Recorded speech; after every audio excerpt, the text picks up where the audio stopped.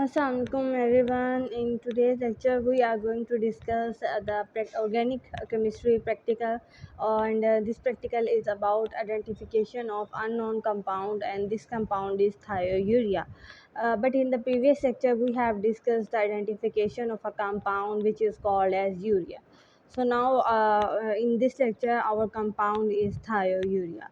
So before we are going to start our lecture, I request to you to please subscribe my channel and also like my videos. Now start the experiment. First of all, you have to perform various tests on this compound. First, you perform the test on the physical state of that test. You will notice what is the color and what is the form of this solid.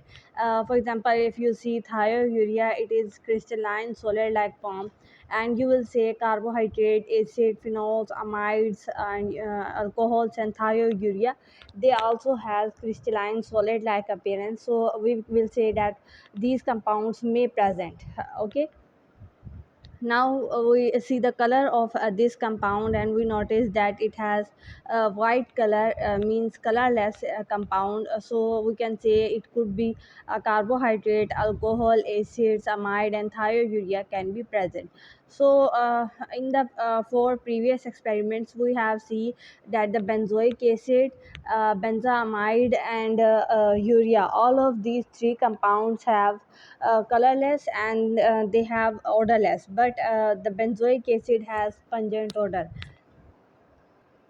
So the first three experiments, which is about physical state, color, and odor, all of these are same for the first four compounds: benzoic acid, benzamide, and urea, and also for the thiourea. But the difference is of odor.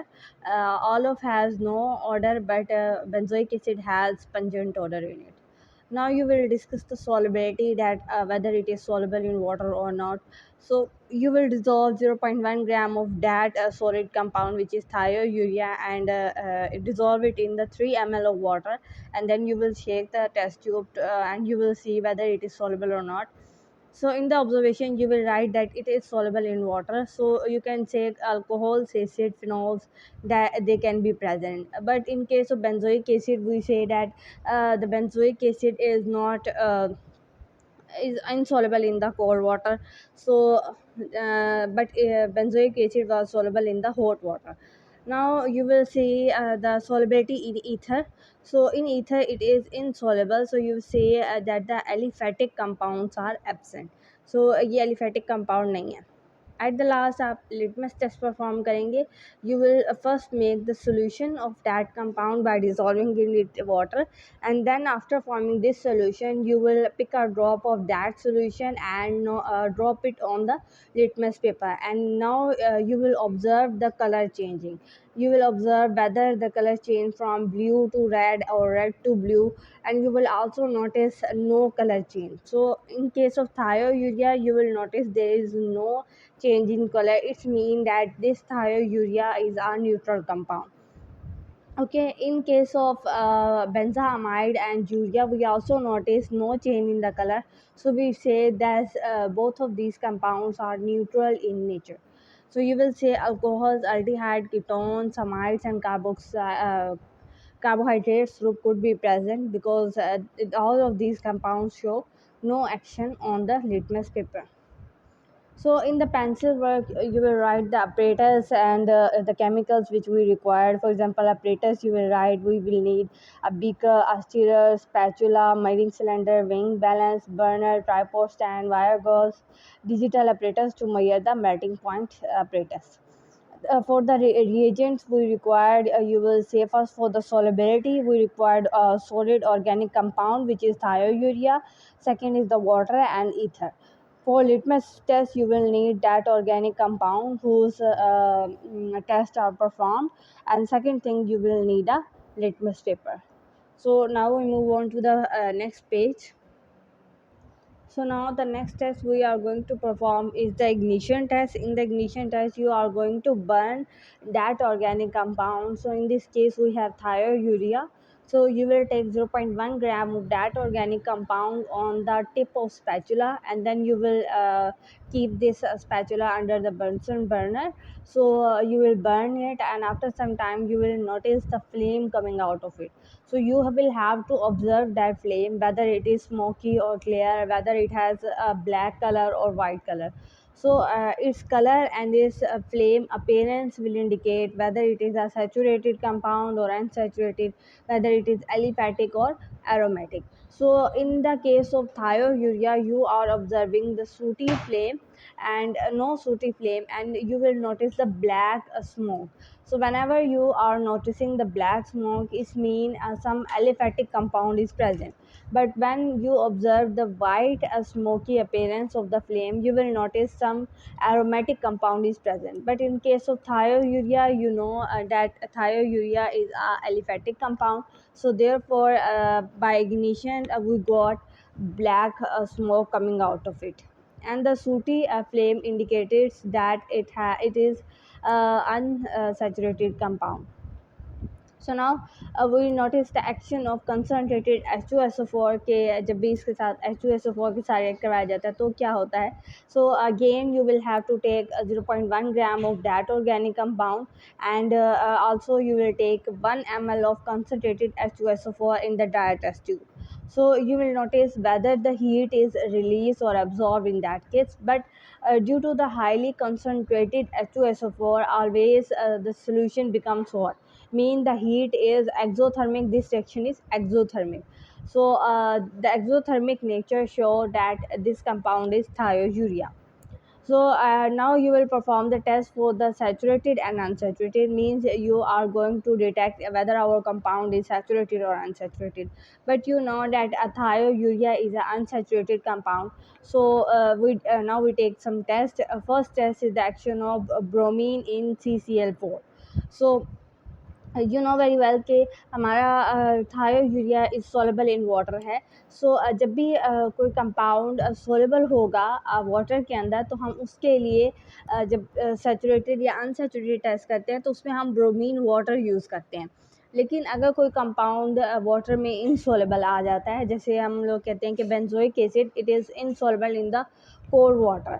सो जब वो insoluble आ जाता है तो हम उसके लिए जो test use करते हैं that is action of bromine in CCl4. सो यहाँ पर हम एक्शन ऑफ ब्रोमीन देखेंगे इन वाटर में. So we are going to use the bromine water, and there are few important steps to prepare the bromine water. That is, these steps are very simple. You have to take bromine and dissolve it in water and make a solution out of it. After making that solution, you have to take the substance which is our thiourea, some grams of thiourea, and you will add up into the bromine water and then shake it. Now you will notice the color changing. The change in the color or will detect whether what compound it is. Whenever the discoloration occurs, mean the color जो है वो disappear हो जाए.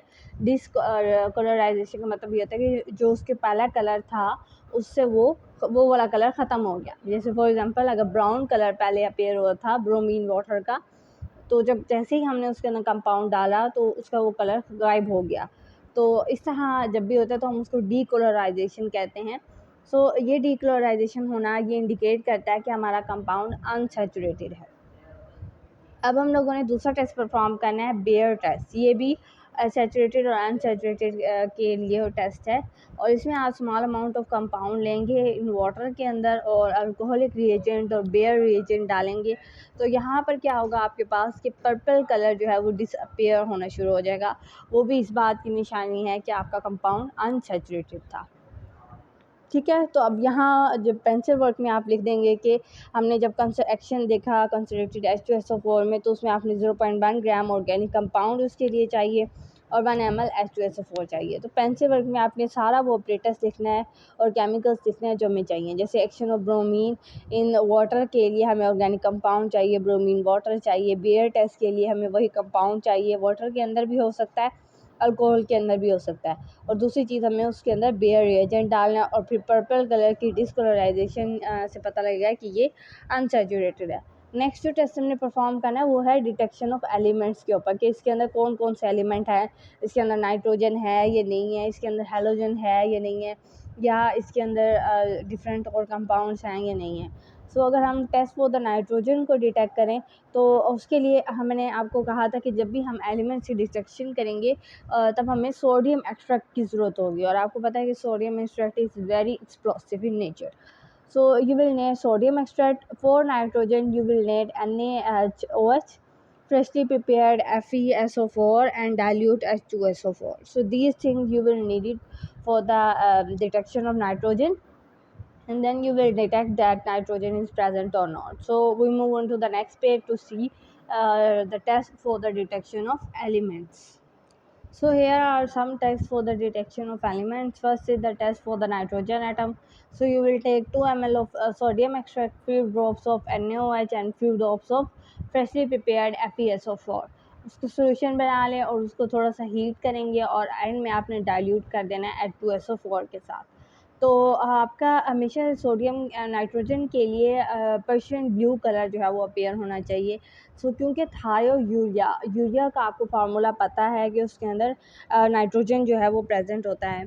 सो थायो urea के ही word से आपको पता लग जाएगा कि क्योंकि यूरिया का वर्ड यहाँ यूज़ हो रहा है तो इससे इसके अंदर नाइट्रोजन प्रेजेंट होगा। सो जब भी नाइट्रोजन की प्रेजेंस होगी तो पर्शियन ब्लू कलर अपीयर हो जाएगा, और जब नाइट्रोजन प्रेजेंट नहीं, फॉर एग्जांपल कोई भी कंपाउंड है और उसमें नाइट्रोजन प्रेजेंट नहीं है तो उसमें पर्शियन ब्लू कलर अपीयर नहीं होगा। सो सेकेंड टेस्ट आप परफॉर्म करेंगे सल्फ़र के लिए, और सल्फ़र के लिए हम यूजली 2 टेस्ट जो है वो परफॉर्म करते हैं। एक होता है सोडियम नाइट्रोपरसाइड टेस्ट और दूसरा होता है लेड एसीटेट टेस्ट। तो ये भी बिल्कुल सिंपल से हैं कि आपने वही दोनों में ही सोडियम एक्सट्रैक्ट, जब भी जो भी टेस्ट होगा एलिमेंट्स की डिटेक्शन के लिए आप सोडियम एक्सट्रैक्ट को लास्ट में यूज़ करेंगे। सो आपने वही करना है कि 2 ml सोडियम एक्सट्रैक्ट लेना है, कुछ ड्रॉप्स आपने सोडियम नाइट्रोपरसाइड के डाल देने हैं। सो यहाँ पर आपका पर्पल या वायलेट कलर जो है वो अपीयर होगा, और पर्पल और वायलेट कलर का अपीयरेंस ये शो करता है कि सल्फ़र भी प्रेजेंट है। अब थायो यूरिया की अगर आप देखें ना, इसकी वर्डिंग करें तो वर्ड थायो जो होता है वो हमेशा सल्फ़र के लिए यूज़ किया जाता है, और यूरिया तो यूरिया के लिए होता है, और यूरिया में आपको पता है कि उसके फॉर्मूले के अंदर नाइट्रोजन होता है। सो थायो का वर्ड क्योंकि इसमें यूज़ किया गया है तो हम इसमें कहेंगे कि सल्फ़र भी इसके फार्मूले में प्रेजेंट है। मैं आगे चल के आपको इसका फार्मूला भी दिखाऊंगी। एंड में आप ब्लड एसीटेट टेस्ट परफॉर्म करेंगे, और उसमें भी आपने वही काम करना है कि आपने 2 ml सोडियम एक्सट्रैक्ट लेना है, डाइल्यूट करना है एसिड के साथ, और फिर उसके अंदर 1 ml लेड एसीटेट जो आपके पास रिएजेंट होगा वो आपने वो डाल देना है।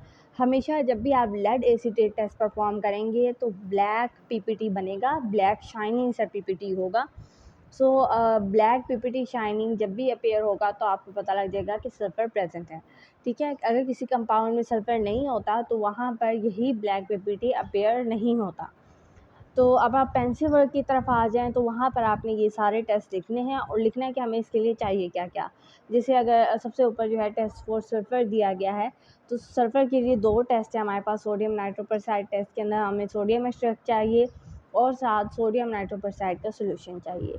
अगर हम लेड एसीटेट टेस्ट की बात कर रहे हैं तो वहाँ पर हमें सोडियम एक्सट्रैक्ट चाहिए, थोड़ा-सा डाइल्यूट हमें जो है एसिटिक एसिड चाहिए, और साथ हमें लेड एसीटेट का सॉल्यूशन चाहिए। अगर हम नाइट्रोजन की बात करते हैं तो वहाँ पर हमें सोडियम एक्सट्रैक्ट चाहिए और कुछ ड्रॉप HNO3 के चाहिए, फ्रेशली प्रिपेयर्ड हमें FeSO4 चाहिए, डाइल्यूट H2SO4 चाहिए, और साथ ही हमें AgNO3 का सॉल्यूशन भी चाहिए। सो ये नाइट्रोजन के लिए कंपाउंड्स चाहिए थे।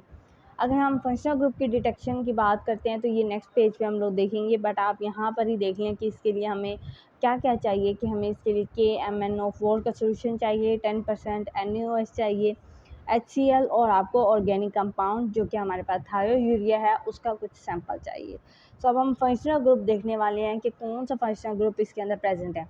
जैसे अगर आपको याद होगा तो हमने यूरिया के लिए भी यही काम किया था कि हमने फंक्शनल ग्रुप की डिटेक्शन की थी, और हमने कहा था कि उसके अंदर 2 अमाइड ग्रुप्स प्रेजेंट हैं। ठीक है, तो इससे आप फंक्शनल ग्रुप की भी डिटेक्शन करके हम लोग देख सकते हैं कि कौन सा फंक्शनल ग्रुप प्रेजेंट है। जब हमें ये पता लग जाएगा कि कौन सा फंक्शनल ग्रुप इसके अंदर है, हमारे लिए ये डिटेक्ट करना आसान हो जाएगा कि ये कंपाउंड कौन सा है। सो अब हम लोग देखते हैं कि कौन कौन सा फंक्शनल ग्रुप थायोयूरिया में प्रेजेंट है। एक लास्ट टेस्ट हमारे पास रह गया डिटेक्शन ऑफ फंक्शनल एलिमेंट्स वाला हेलोजेंस के लिए। हमने नाइट्रोजन और सल्फर तो डिटेक्ट कर लिया, हेलोजेंस रह गया था। हेलोजेंस की डिटेक्शन के लिए भी आप वही काम करेंगे कि 2 ml सोडियम एक्सट्रैक्ट लेंगे, उसके अंदर कुछ ड्रॉप HNO3 के डालेंगे, उसे बॉयल करेंगे, कूल करेंगे और फिर AgNO2 NO3 डाल देना है। हेलोजेंस के लिए हमेशा वाइट PPT होता है, तो यहाँ पर वाइट PPT अपेयर नहीं हुआ है, इसका मतलब क्या है कि हेलोजन प्रेजेंट नहीं है। थायोयूरिया में कोई भी हेलोजन एलिमेंट नहीं है। अब हम लोग आ जाते हैं डिटेक्शन ऑफ एलिमेंट्स के ऊपर, फंक्शनल ग्रुप्स के ऊपर कि हमने इसके लिए हम 3 टेस्ट परफॉर्म करेंगे। एक पहला जो टेस्ट है आपको दिया गया है यहाँ पर कि MnO4 सोल्यूशन टेस्ट। यहाँ जब इसको टेस्ट परफॉर्म हम करते हैं तो कोई नो डिक्लोराइजेशन होती है। जब भी नो डिक्लोराइजेशन होगी आपको पता है कि अनसैचुरेटेड कंपाउंड शो होता है। फिर उसके बाद हमारे पास है कंपाउंड प्लस 10% NaOH और हीट करना है हमने उसे। यहाँ पर हम लोग टेस्ट परफॉर्म कर रहे हैं और यहाँ पर हमारे पास क्या हो रहा है कि NH3 इवॉल्व हो रहा है। जब भी ये ग्रुप इवॉल्व होता है तो हम लोग फ़ौरन कहते हैं कि अमाइड या एमाइड और थायोयूरिया के कंपाउंड्स इसके अंदर हो सकते हैं। और तीसरा टेस्ट हम करते हैं कि HCl के साथ। पहला हमने किया कि NaOH के साथ, अब हम HCl के साथ वही टेस्ट परफॉर्म कर रहे हैं और यहाँ पर NO2 जो है वो रिलीज़ हो रहा है। यहाँ से इंडिकेट हो जाता है कि ये कोई ना कोई थायो कंपाउंड है। लास्ट में हम लोग ना कंफर्मेटरी टेस्ट को डिटेक्ट करने वाले हैं। अब बिल्कुल हम कंफर्मेशन देने वाले हैं कि लास्ट में थायोयूरिया ही प्रेजेंट है। उसके लिए आप क्या करेंगे कि एक्वस सोल्यूशन लेंगे उसी कंपाउंड का, उसके अंदर आपने डाल देना है K4 FeCN6 सोल्यूशन को और green colour changes to blue. उसका पहले ग्रीन कलर था और अब वो ब्लू में चेंज हो गया, तो ये कंफर्म कर रहा है कि थायोयूरिया प्रेजेंट है। दूसरा जो कंफर्मेटरी टेस्ट आप करेंगे वो करेंगे कि बॉयल करेंगे उसी सब्सटेंस को NaOH के अंदर और 5 ml आप उसके अंदर जो है ना NaOH या FeCl3 को डाल देंगे और फिर ब्लड रेड कलर जो है वो प्रोड्यूस होगा और वो इंडिकेट करेगा कि थायोयूरिया प्रेजेंट है। लास्ट में हम लोगों ने एक आखिरी टेस्ट परफॉर्म करना है जो कि आपको पता है कि मेल्टिंग पॉइंट डिटर्मिनेशन का टेस्ट होता है। उसमें आपने क्या करना है कि वो कंपाउंड लेना है कैपिलरी ट्यूब के अंदर और उसको मेल्टिंग पॉइंट अपरेटस के अंदर डाल देना है और मेल्टिंग पॉइंट आपने चेक करना है 180 आएगा थायोयूरिया का।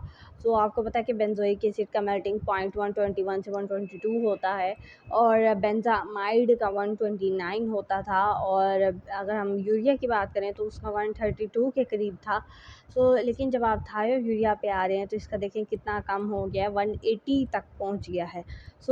इन मेल्टिंग पॉइंट से आप फ़ौरन डिटेक्ट कर लेंगे कि ये कौन सा कंपाउंड है। रिज़ल्ट में आप लिखेंगे कि कंपाउंड जो है वो हमारा थायोयूरिया आ जाता है और ये मैंने आपको कहा था कि मैं आपको थायोयूरिया का फॉर्मूला दिखाऊंगी और ये हमारे पास थायोयूरिया बिल्कुल सेम है यूरिया से स्ट्रक्चर। जस्ट जो डिफरेंस आ जाता है वो यहाँ सल्फ़र का आता है क्योंकि यूरिया के अंदर यहाँ सल्फ़र की जगह ऑक्सीजन का एटम होता है, बट ऑक्सीजन की जगह जब हम सल्फ़र का ग्रुप अटैच कर देते हैं तो ये थायोयूरिया बन जाता है। बिल्कुल सेम है दोनों कंपाउंड्स एक दूसरे से, जस्ट डिफरेंट जो है वो सल्फ़र आइटम का है और यहाँ आप देख सकते हैं कि किस तरह से फॉर्मूले में चेंज हुआ है और दोनों की सारी चीज़ें सेम है, जस्ट सल्फ़र का ही डिफरेंस है। आई होप कि आप लोगों को आज का जो लेक्चर है वो अच्छी तरह समझ में आ गया होगा। अगर आपको फिर भी कोई कन्फ्यूजन है तो आप मुझसे पूछ सकते हैं, कमेंट सेक्शन में क्वेश्चंस कीजिए, मैं आपको उसको ज़रूर आंसर दूँगी। और टेक केयर ऑफ़ योरसेल्फ। मेरी वीडियो को वॉच करते हैं, लेक्चर को सब्सक्राइब ज़रूर कीजिएगा, लाइक ज़रूर कीजिएगा और इसे अपने फ्रेंड्स और फैमिली के साथ शेयर करें। Take care of yourself. मिलेंगे अगले लेक्चर में, तब तक के लिए अल्लाह हाफ़िज़।